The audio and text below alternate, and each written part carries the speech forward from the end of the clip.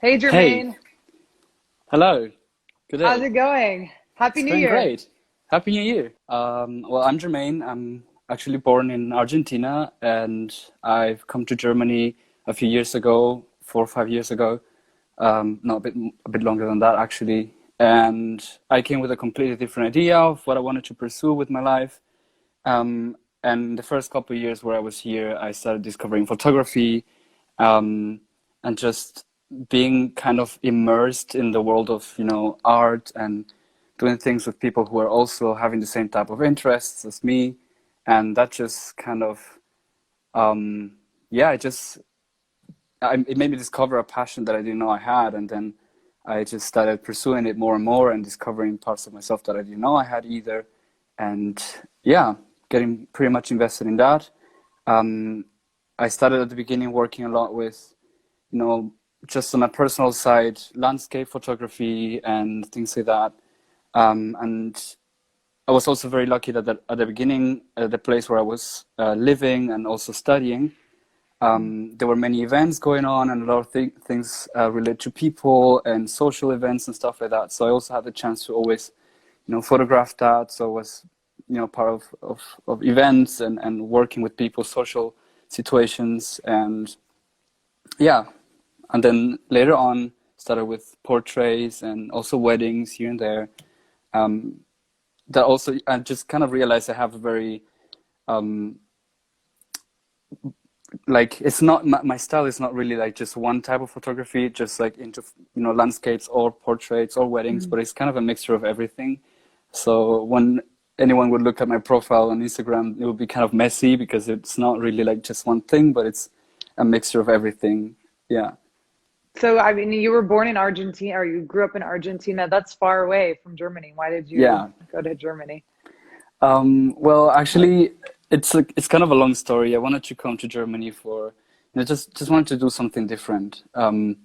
My main goal was not Germany at the beginning. It was the UK, and um, it didn't work with the UK. And then just other doors opened, and it was crazy. I just ended up coming here, and I kind of knew people here as well. Mm. So that's why I chose this city where I'm living, and I always stayed here. So yeah. And you said you were going, was it for studying? You said you were going for something totally different. Yeah, actually, I wanted to do something for just a couple months. So I was planning to go to America, and study something at a university there in Oklahoma, but it didn't work out. Um, so What was my it? What did you want to study? in Tulsa, Yeah. yeah. I What went. was the subject? Oh, it was psychology at the beginning. Yeah, Psychology. yeah, And yeah.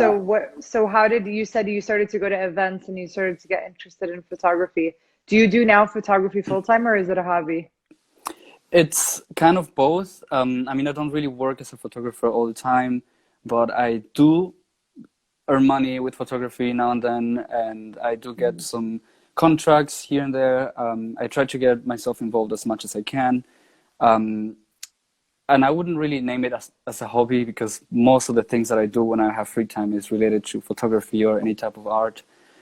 So it's kind of like just, I do have a job, but this is more like my life in a way, Mm. if that Are makes any you a sense. psychologist? Did you end up doing No, psychology? I did not. I did not graduate. I did not go. So as I said, I did not go to America and study psychology. I ended up coming here.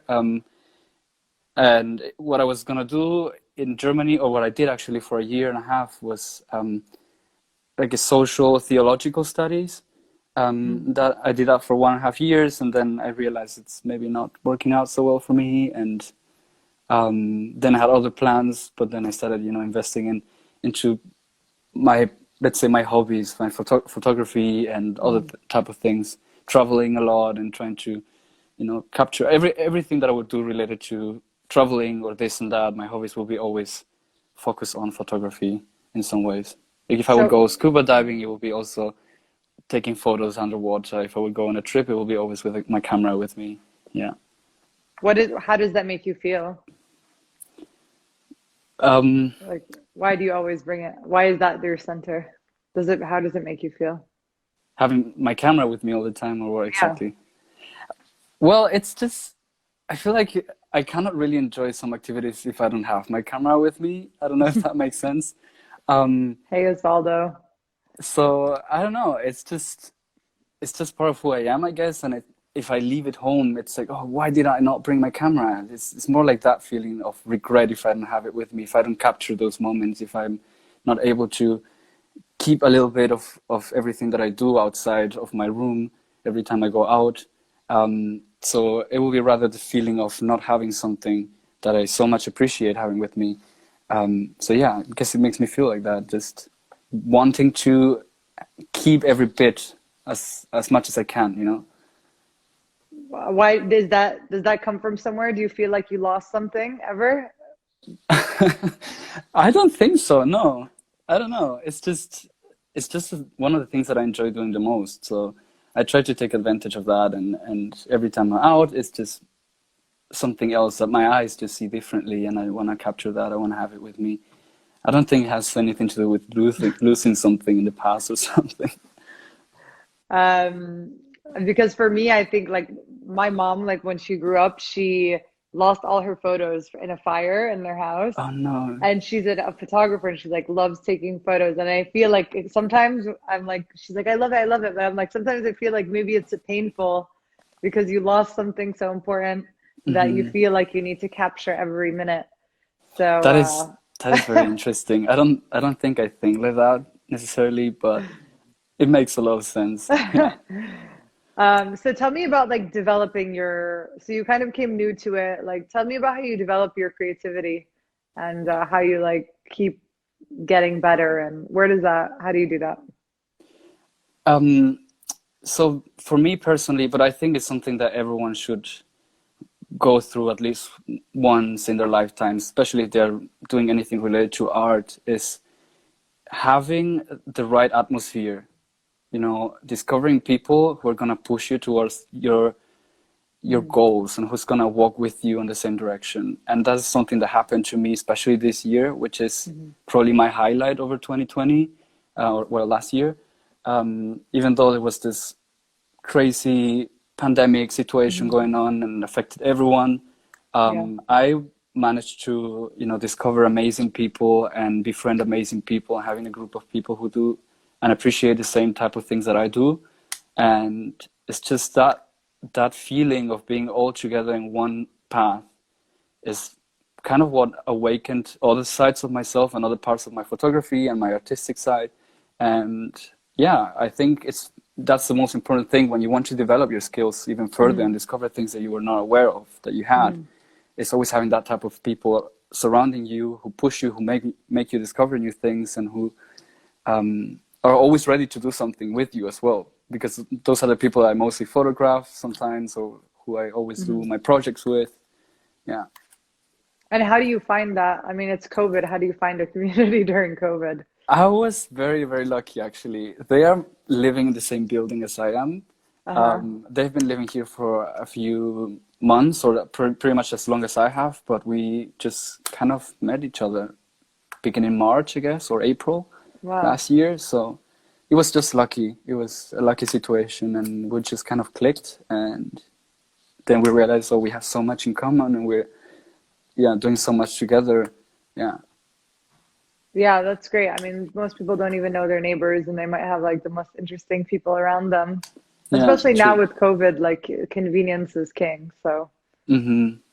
Totally. Yeah. so you've been able to do like road trips together and some nature stuff? Um, I have been able to do a couple of them. Mainly, I didn't do a lot of nature stuff this year, Hmm. but we have been visiting a few abandoned places around when restrictions were not so tough during the summer. Yeah, that's something we did. We went to a couple of abandoned places and houses and just took pictures there, did some videos as well, started a few projects. We have a few ongoing projects still in mind with a whole lot of production, I would say, with makeup and costumes and stuff like that.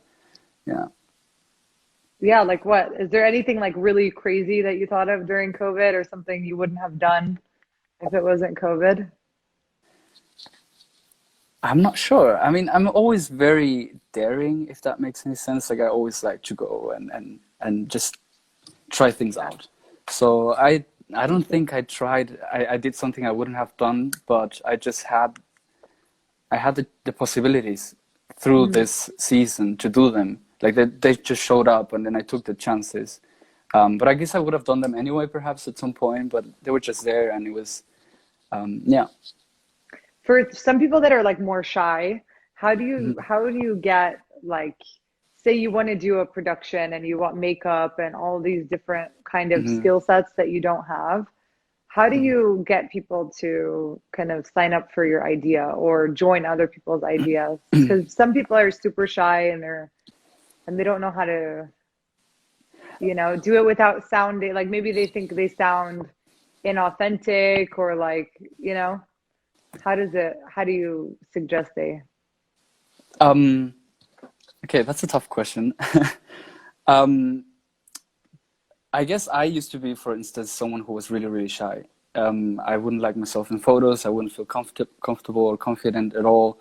Mm, Um, for me, what worked a lot and would help me a lot was to say, I I want to do something different and I want to still feel confident or comfortable in front of a camera, even though I do not feel like that, but I just want to achieve that point.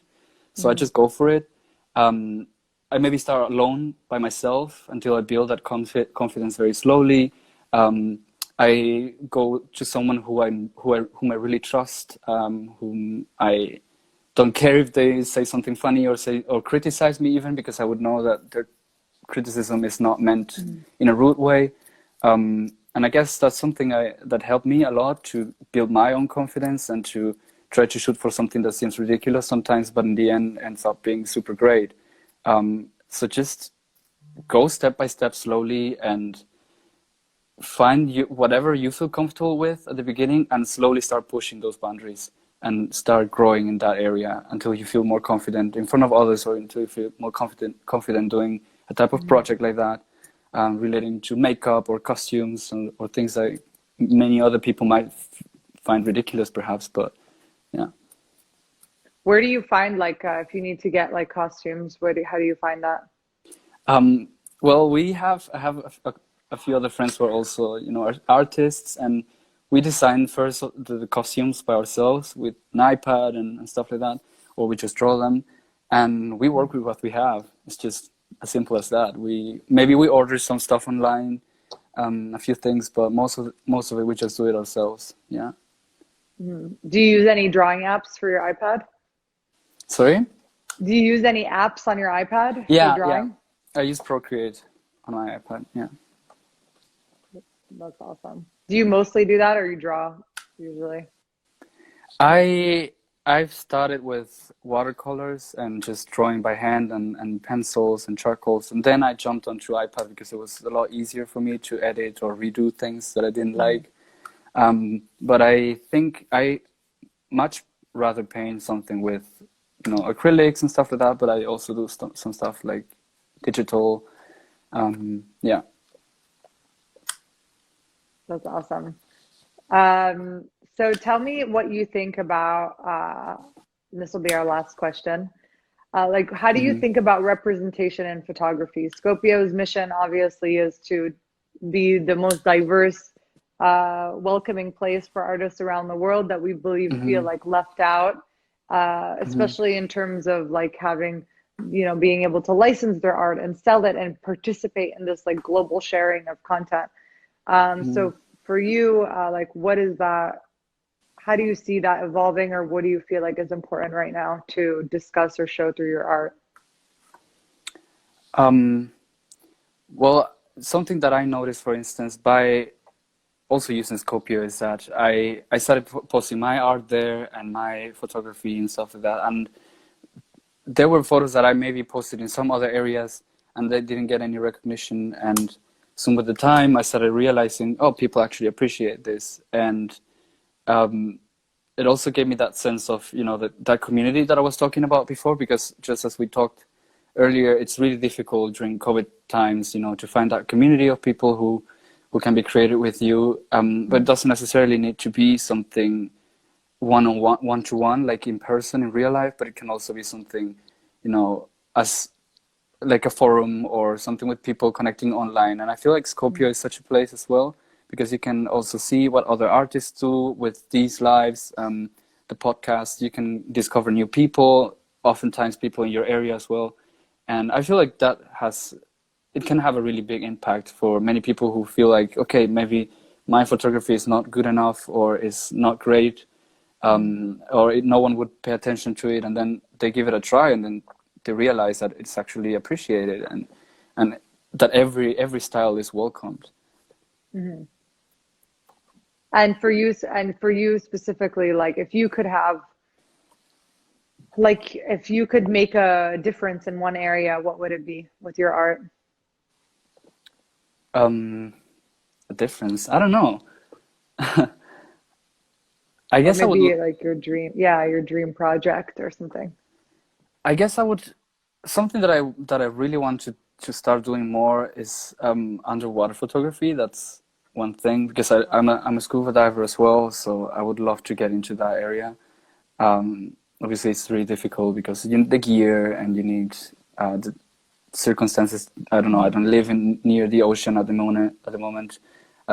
Tourism is not going great with the pandemic, but that's something that I would like to push more towards. Yeah. Yeah. We have you listened to Marie Deshkova's the Moscow photographer? She's an underwater photographer. She Hmm. has like she has a YouTube video and a podcast, but she is like literally does full productions underwater. Oh. And I was talking to her like on the live, and I was like, I want to be a model in your underwater photography. And I was like, Hmm. what would you do with me? And she's like, I'd put a big red bow on your ear, or a big red flower on your ear, and a big red dress, and I'd just throw you in the ocean. And I was like, oh, thank you. I guess maybe she thinks I'm like Spanish or something. But Flamenco style, that right? was her idea. And then I was talking to a customer also last week, and he was like, wouldn't it be cool if you threw like a man in a suit underwater? Because you know how like it's so stuffy, you Hmm. tie in the suit, or even multiple ones, but I think you can show like probably a lot through that. So one Totally. idea this customer had was of like either one man or multiple men like in suits just underwater, because usually they're women underwater, like in a kind of Hmm. sexy mermaid way. Yeah. Like I feel like But often you have like women wearing these huge white dresses, and it looks nice because the waves and the currents, they just take the dress and kind of yeah, paint something like a pattern with it. And I guess that's sometimes more appealing, I guess, or yeah, people find it more interesting. But I yeah. guess I would like to do that myself. Just a blue suit or a black suit and then jump on the water. Yeah. Yeah, you can also have like the Arabic male, the white like dress thing that they have. You know how like they wear the white, I don't I know. have no Like idea. they have like those long like I don't know, those long white male like they're not like dresses, but Like a I forget what robe? they're called. It's not like a robe, it's like a kind of like a long dress shirt, but it goes all the way down to the Okay. floor. Yeah, That's why something that would work. Yeah. there's a lot of like funny, I don't know. Yeah. Yeah, well, that's definitely something I would like doing. It takes a lot of skill as well, but yeah. Yeah, well, you can do it. I guess you just have to practice, but you should definitely DM Marie uh, and see and get some and get I some will. feedback from her. She has like a lot of tips, and she's been doing it for I think for 10 years. Oh So, God, I would and love I'm to do sure the that. Yeah. water in Russia is like super cold too. Hmm. So, Totally. anyway, thanks for coming on the live. I hope to meet you soon, and let us know if there's any other ideas you want us to present, like the underwater one. We can Mm. make it happen for you. That would be great. Thank you Stay so much safe. for having me on. You too. Okay. Bye. Bye bye. Bye.